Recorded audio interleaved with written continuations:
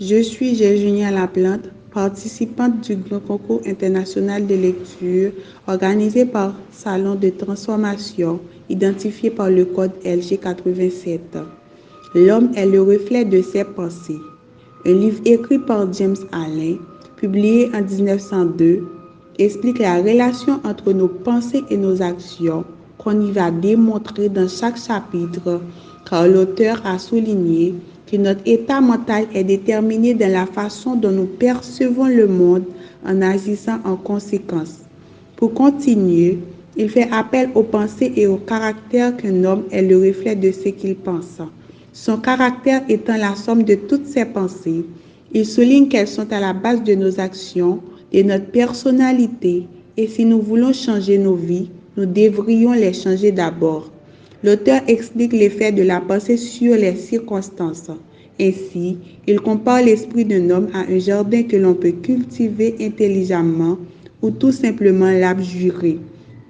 Tout comme un jardinier prend soin de sa parcelle de terre en y plantant les fleurs et les fruits qu'il désire, l'homme peut veiller au jardin de son esprit, écartant les pensées mauvaises, inutiles et dévoyées, amenant lentement à la perfection les fleurs des pensées justes, utiles et pures. Il prend l'exemple d'un homme qui s'est fixé l'objectif de devenir riche, qui a commencé à attirer des opportunités qui l'ont aidé à atteindre son but. Il aborde le thème de l'effet de la pensée sur la santé et le corps, expliquant que la maladie et la santé, tout comme les circonstances, ont leurs racines dans la pensée. Nos pensées ont le pouvoir de nous guérir et de nuire à notre corps en fonction de notre nature. Il donne l'exemple d'un homme qui a souffert une maladie incurable, a réussi à se guérir en se concentrant sur des pensées positives et en visualisant sa guérison. Il parle aussi de l'importance d'avoir un but dans la vie, que les personnes qui ont un but clair et le défini ont plus de chances de réussir que celles qui n'en ont pas. Pour calmer l'esprit et améliorer la santé mentale, il souligne que la méditation permet de se concentrer sur ses pensées et de les contrôler, pouvant l'aider à surmonter le stress et l'anxiété. Il explore le pouvoir des mots et leur impact sur nos vies. Les personnes qui utilisent des mots positifs attirent des situations positives, tandis que les mots négatifs attirent les choses négatives.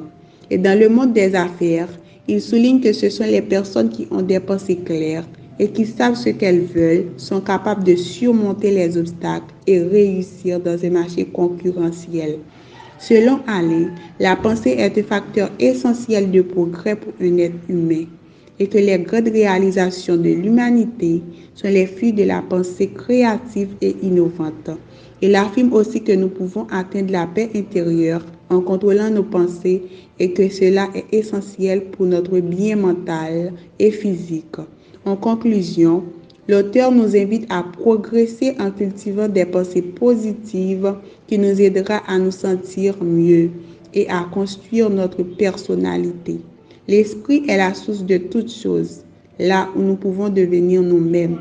Comme le corps est le serviteur de l'esprit, il faut toujours chercher le vrai du faux ou le bon du mauvais pour équilibrer notre destin.